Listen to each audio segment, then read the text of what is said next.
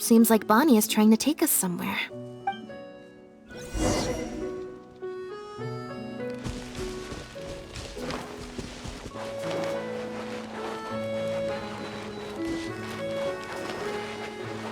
Gardemex ahead! Look out!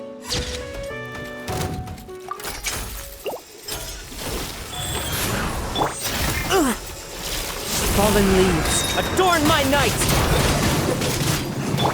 Dissipate! A bitter pill to swallow.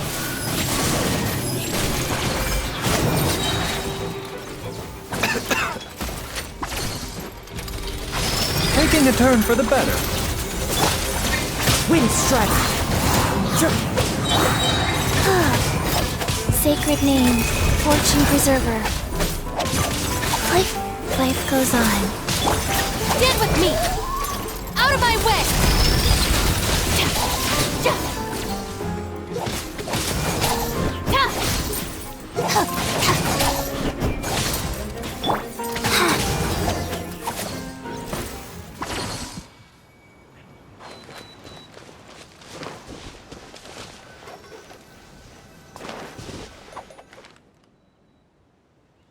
Wow, Lynette, you found this place so easily.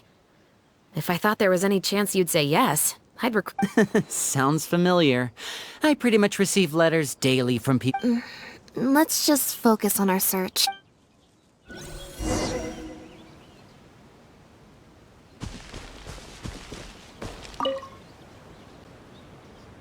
Aha! Just as we thought. This is where the imitation synth was being made. Looks like he's got more than just imitation synths stashed around. These cleaning agents are likely used to dispel traces of the substance. The Special Patrol did some digging into imitation synth. Our records indicate that it's it must have taken a considerable amount of time and skill to ensure all those traces get washed away. But what are these other drugs for?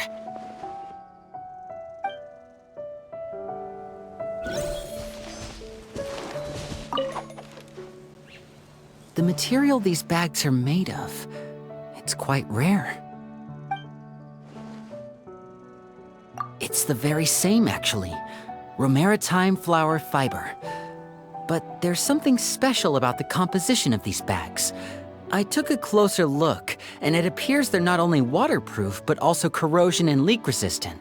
Even the strings look specially designed to keep the bags closed nice and tight. I came across some bags made of the same material just now, but they were much smaller and thinner. Very similar, actually. Normally, it would be easy for a guard poodle to sniff out the imitation synth, but if it was sealed away... But what could these big bags be for, then? If the goal is to keep the imitation synth hidden and sealed away, these bags seem a bit too conspicuous.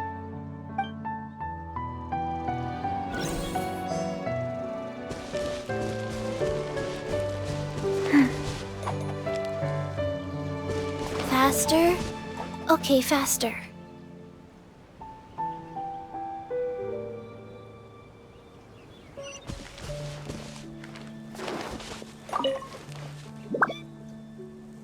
When the Marechaussee Phantom searched Pierre's house, there was no sign of these barrels, right? You're right. That doesn't seem like his way of doing things. How did he get them here, then?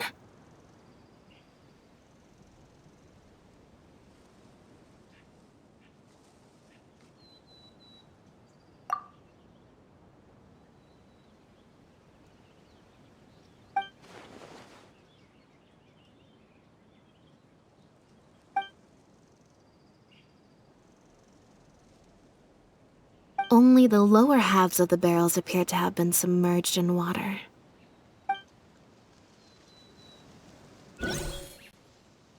Based on the various ingredients we've found, this appears to be where Pierre was cooking up his imitation synth. It looks like he used a special cleaning agent to get rid of any residual traces of the substance on his person before he left. That's how he was able to get past the guard poodles. So then he transferred the imitation synth into small sealed bags and took it somewhere else for the drop-off. No.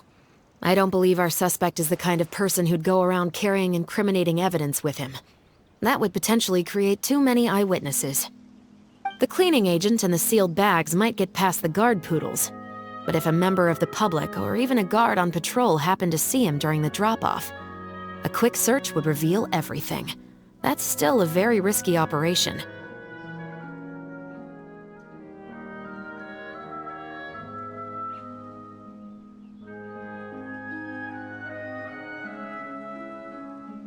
The barrels we found were wet around the base, but the top half was dry.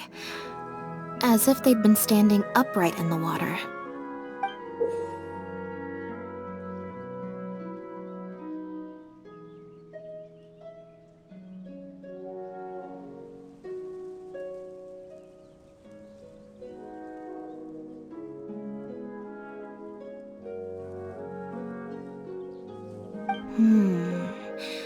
If you put a barrel in the water, it will normally float on its side.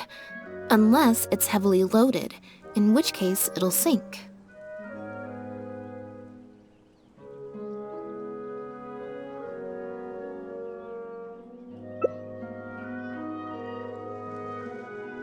Yes, with flotation rings around the body of the barrels, they'd stay upright in the water, and then he could afford to load them more fully.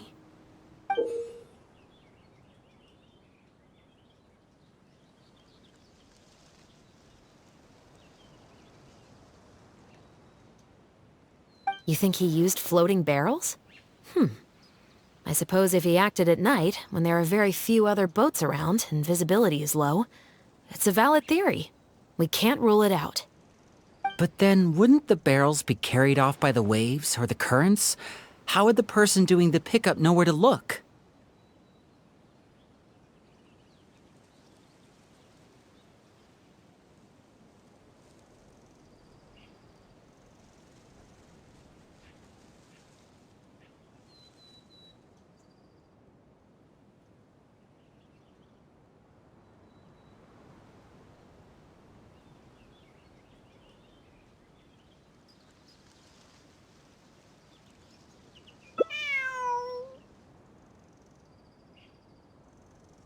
Traveler, can you come take a dip in the sea with me? I have a feeling that somewhere down there, we might find some rope.